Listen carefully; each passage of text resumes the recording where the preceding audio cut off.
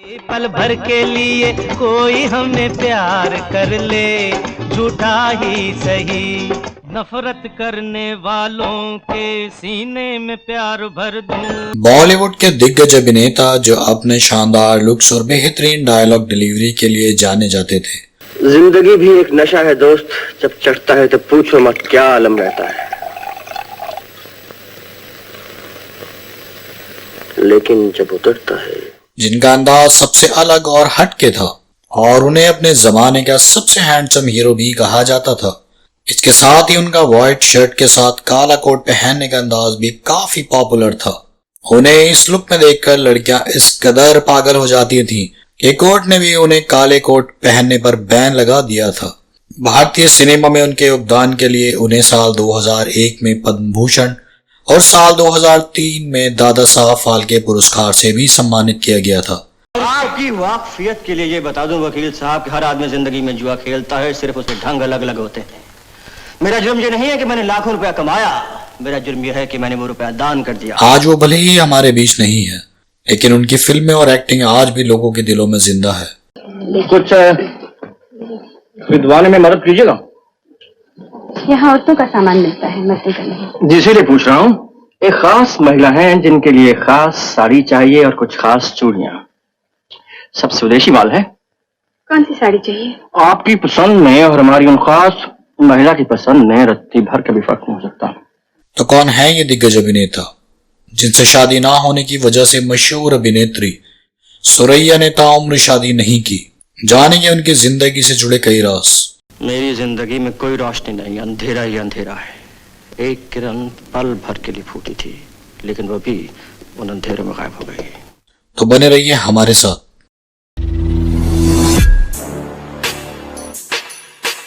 दोस्तों, आज हम बात कर रहे हैं बॉलीवुड के दिग्गज अभिनेता देव आनंद के बारे में। उनके पर्सनल और प्रोफेशनल लाइफ से जुड़ी कई रोचक किस्सों को जानने से पहले चलिए जानते हैं उनके जन्म और फैमिली बैकग्राउंड के बारे में। देव आनंद का जन्म 26 सितंबर 1923 को गुरदासपुर पंजाब में हुआ था, जो वर्तमान में पाकिस्तान के नारोवाल जिले के अंतर्गत आता है। उनके पिता पिशोरी लाल आनंद जाने माने वकील थे। देव आनंद 4 भाई थे। इन चारों भाइयों में से 2 भाई चेतन आनंद और विजय आनंद हिंदी फिल्म जगत के मशहूर फिल्म निर्देशक थे। उनकी बहन शीला कांता कपूर जाने माने फिल्म निर्देशक शेखर कपूर की मां हैं। देव आनंद की स्कूली शिक्षा सीक्रेट हाई स्कूल डलहौजी से हुई थी। इसके बाद साल 1942 में उन्होंने राजकीय महाविद्यालय लाहौर से इंग्लिश लिटरेचर में बीए की पढ़ाई की। वे आगे भी पढ़ना चाहते थे, लेकिन उनके पिता ने पहले ही कह दिया था कि उनके पास पढ़ाने के पैसे नहीं हैं। अगर वे आगे पढ़ना चाहते हैं तो नौकरी कर लें। अपना दिल तो आवारा न जाने। बॉलीवुड के मशहूर अभिनेता अशोक कुमार से वे काफी ज्यादा प्रभावित थे। मलाई के साथ 50 रोटी खाता और ताकत ही नहीं। खाता तुम भैया, लेकिन मेरे ख्याल से गाड़ी में कुछ गड़बड़ होगी। गाड़ी में क्या गड़बड़? डायनामो साफ है? बिल्कुल साफ है। इनको ऑप्स, बैटरी नहीं होता है, गाड़ी खराब कैसे हो सकती है? मेरा ख्याल है हम में से किसी ने सुबह उठ कर लड़की की सूरत देखी है जरूर। और उनकी फिल्में देखने के बाद ही उन्होंने भी फिल्मों में काम करने का फैसला किया। साल 1943 में वह अपने सपनों को साकार करने के लिए मुंबई आ गए। आपने कभी सोचा कि आपसे अलग हटकर भी मेरे लिए जिंदगी में बेहतरी और तरक्की के और भी बहुत से रास्ते हैं? उस समय उनके पास मात्र 30 रुपए थे।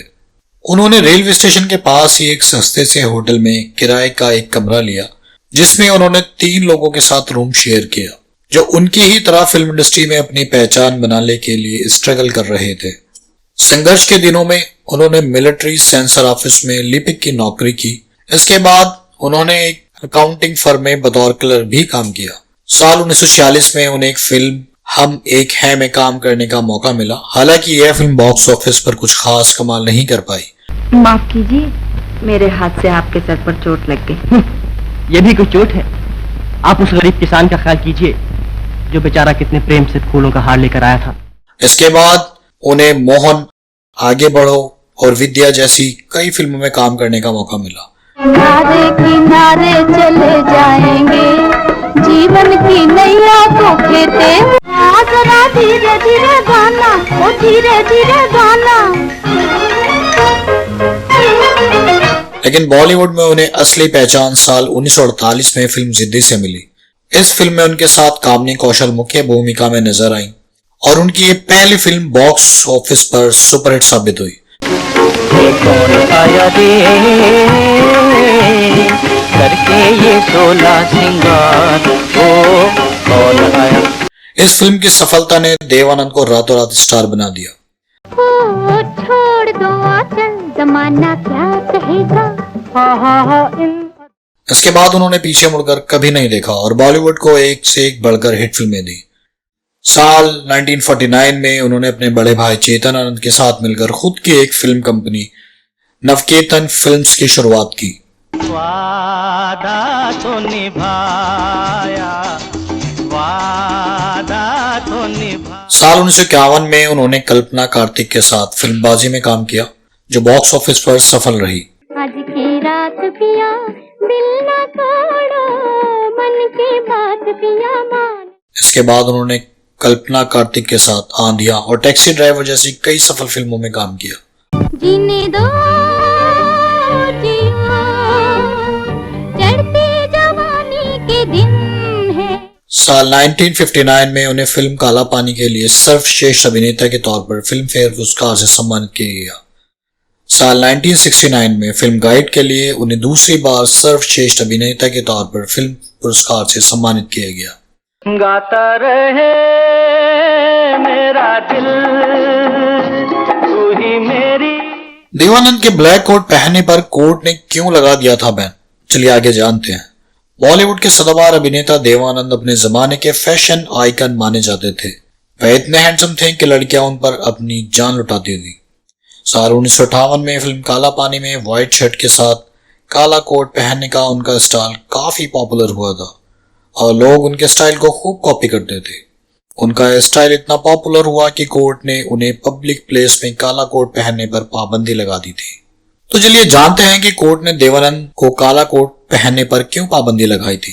कहा जाता है कि जब देवानंद व्हाइट शर्ट के साथ काला कोट पहनकर निकलते थे तो लोगों की निगाहें उनसे हटती नहीं थी, खासकर लड़कियां उन्हें देखते ही इस कदर दीवानी हो जाती थी कि कुछ भी कर गुजरने के लिए तैयार रहती थी।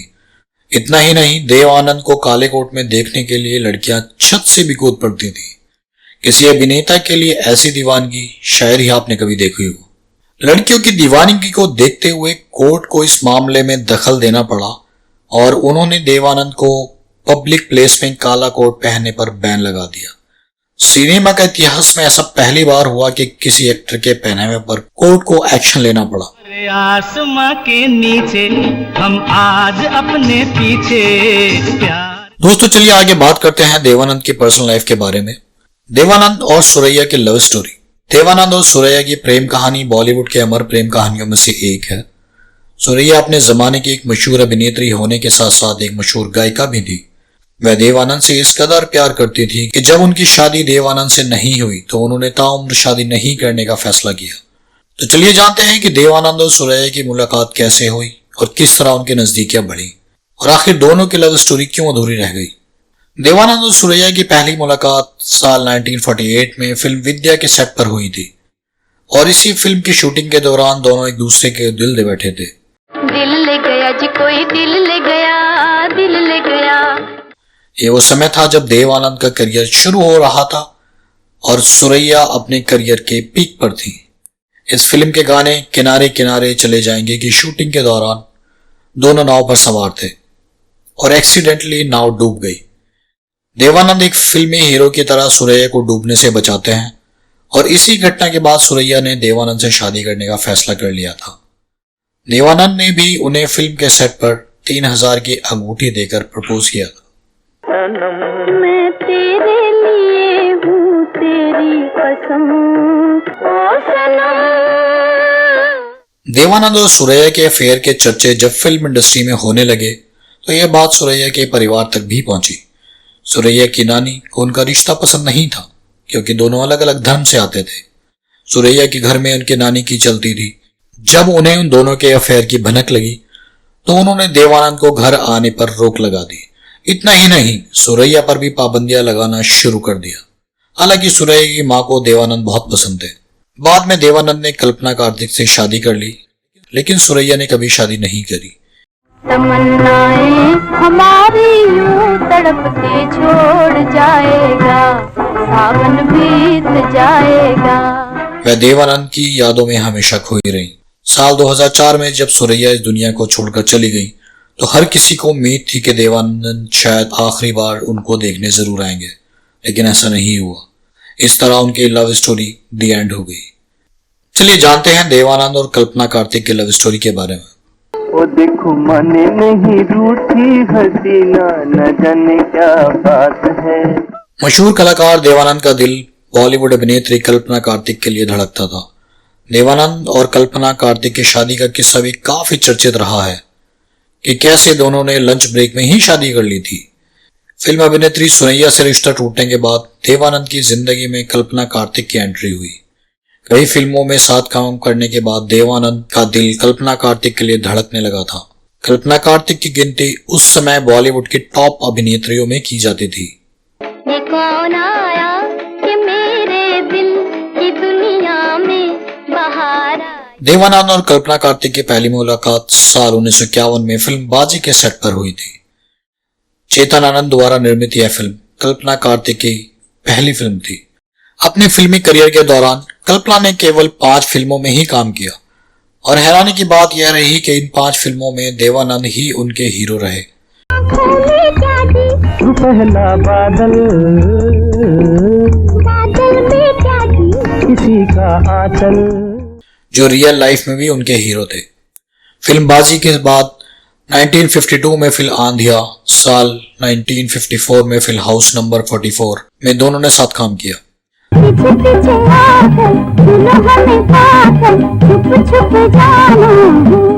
साल 1956 में फिल्म टैक्सी ड्राइवर के सेट पर दोनों को एक दूसरे से प्यार हुआ और फिर एक दिन दोनों ने एक लंच ब्रेक में शादी कर ली। शादी के बाद साल 1957 में कल्पना कार्तिक एक बार फिर देवानंद के साथ फिल्म 9-11 में नजर आई। कली के रूप में चली वो धूप में कहा। तो दोस्तों आज का हमारा वीडियो कैसा लगा कमेंट सेक्शन में हमें जरूर बताइएगा। साथ ही आपके पास हमारी स्टोरी के कैरेक्टर्स से जुड़ी कोई भी इंटरेस्टिंग जानकारी हो तो वो भी हमें जरूर बताएं।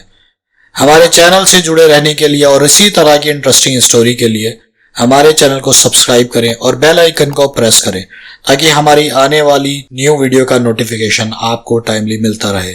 चूड़ी नहीं है मेरा दिल है। अगली वीडियो में आपसे जल्द ही मुलाकात होगी। तब तक के लिए bye bye, take care, thank you.